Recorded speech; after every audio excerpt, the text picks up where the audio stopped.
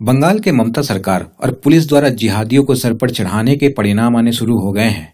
इनको भारत सरकार की तो परवाह थी ही नहीं, अब इन्होंने बंगाल सरकार के मुंह पर भी मूतना शुरू कर दिया है। मोदी क्षमता नहीं, ममतार क्षमता है। ममता के আমরা এখান থেকে হটিয়ে দেব, ममता के ভোট দিয়েছি আমরা। ये कह रहा है कि न मोदी के पास पावर है और न ममता के पास जो हमें रोक सके। मुर्शिदाबाद में हमें जो सही लगेगा हम वही करेंगे।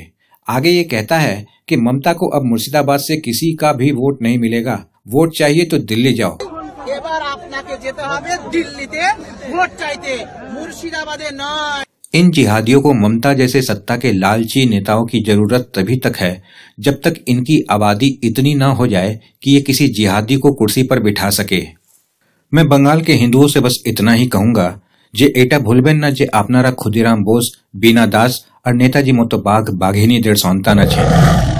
आमादेर मुर्शिदाबादे 70% पेरिये देवार पर एरा बदमाइशी आरम्भ करे दिएछे, किन्तु पुरो पश्चिमबंगे 2011 साले तोमरा 71% छिले, जेटा कमे 65% दाड़िয়েছো। आपनारा कार अपेक्षाय बसे आछेन? आपनी कबे बदमाश हबेन?